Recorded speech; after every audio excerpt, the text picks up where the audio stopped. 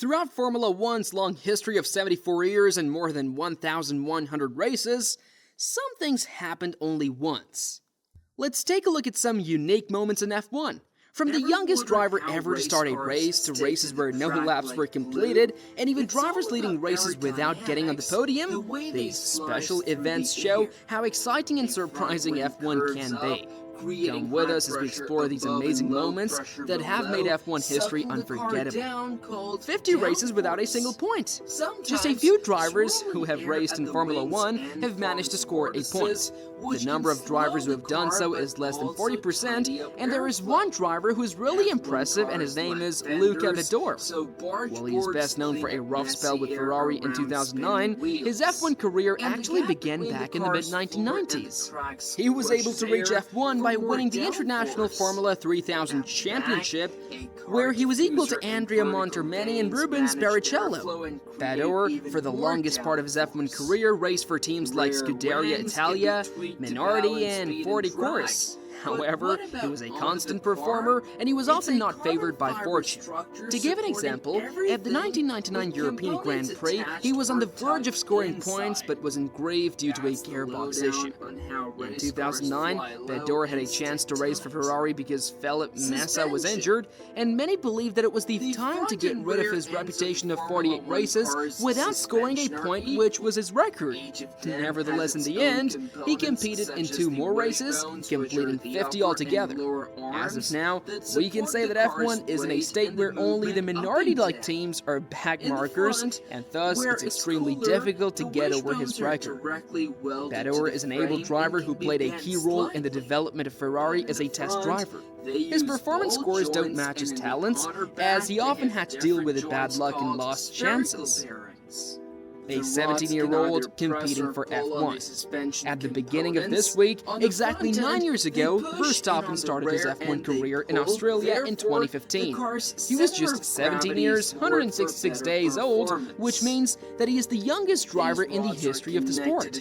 Regrettably, the race was ended prematurely by circumstances out of his control. However, he showed his skills 2 weeks later in Malaysia, where he finished the race in 7th position and became the youngest driver to finish a race and to score points. After that, the FIA imposed the rule that drivers should be at least 18 years old to race. So, Verstappen's records may hold for a while. However, Verstappen's amazing rookie season not only acted as a catalyst for his incredible Formula 1 career, and from that moment, no other driver could rival his records. The youngest drivers after him were Lance Stroll and Ollie Bearman, who were 18 years old at the time of their debut. A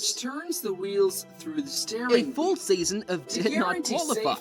In the 1980s and early 1990s, Formula 1 had a practice session on Friday mornings that was pre-qualifying. Some drivers had to fight to get into the main practice sessions, and regretfully, a lot of drivers had to deal with unequal cars that could not even make it to the starting line. It was Gabriele Tarquini who had outplayed everybody else and missed pre-qualification for F1 events 25 times, which was 3 more than Roberto Moreno. Still, the most interesting story belongs to Gary Suzuki, who had gone through a whole season without qualifying for a single race in 1989. He drove for the failing Zaxby team, while his teammate Schneider, who would later become a legend in DTM racing, failed to pre-qualify in 14 races, but managed to qualify for only 2 races. But he couldn't finish any of them. In 1990, when Suzuki secured a podium finish at the Japanese Grand Prix that was owing to Senna and Prost collision on the opening lap, his fortunes began to turn. No racing laps in a GP. Formula 1's weather has been the cause of some incidents during races, but only once has it resulted in no lap being completed. A very rare event took place at the 2021 Belgian Grand Prix. To begin at 3 p.m. local time, the race withheld the start due to the persistent rain.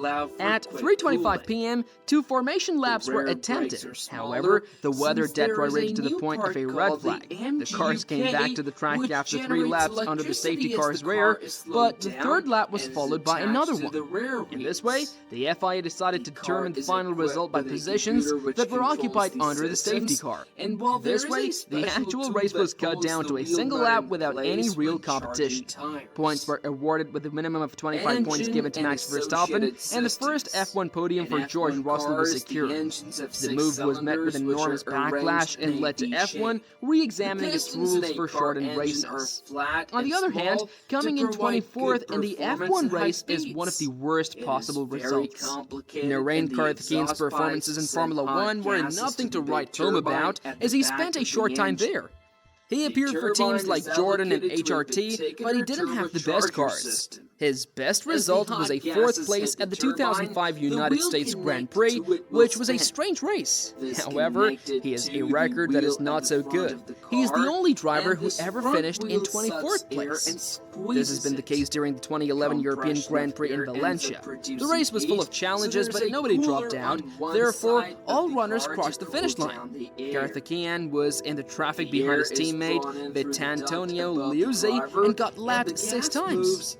Unless F1 will allow another team like Andretti into the championship, the record may not be broken for a long time.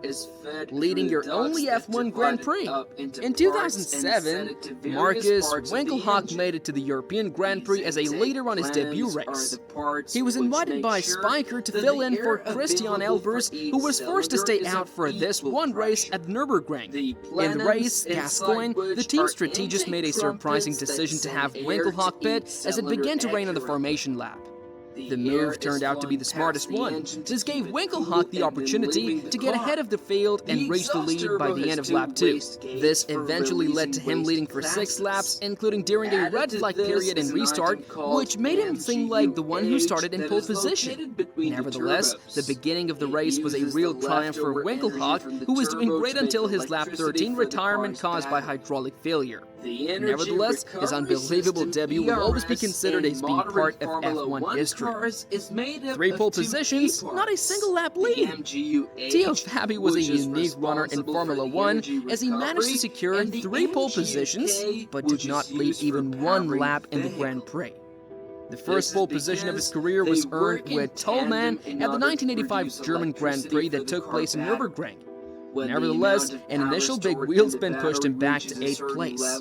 Regrettably, he retreated from the race midway through due to a clutch malfunction. 1 year later in Austria, Fabi won a 2nd pole position, but his teammate Gerhard Berger managed to take the lead before he could even lead a lap. At Monza, Fabi is able to secure 2 consecutive pole positions, but he suffers a problem on the warm-up lap, which sees him start from the back of the grid. Some more, he dropped out of the race. Fabi was always able to win the pole position and lead a lap in Formula 1 after these events. Driving in a race you weren't allowed to be in, as a matter of fact, only very few instances of race bans in Formula 1 have been known to exist. But the case of Jacques Villeneuve at the 1997 Japanese Grand Prix stands out as a one-of-a-kind example. Contrary to being excluded from the race beforehand, the Williams driver participated in the race. Villeneuve, together with the other 5 drivers, had not paid attention to the yellow flags in the last practice round of the race. This was when the suspension of his 1 race ban, which was stemming from similar offenses, was triggered. Nevertheless, Villeneuve took part in the race upon appeal and finished in 5th position. At first, Williams tried to appeal the ban, but they finally gave up after FIA President Max Mosley threatened that Villeneuve could miss the season finale in Jerez if he continued to fight. Consequently, Villeneuve was not allowed to take part in the Japanese Grand Prix and the title-deciding race in Jerez, and the controversy surrounded the race.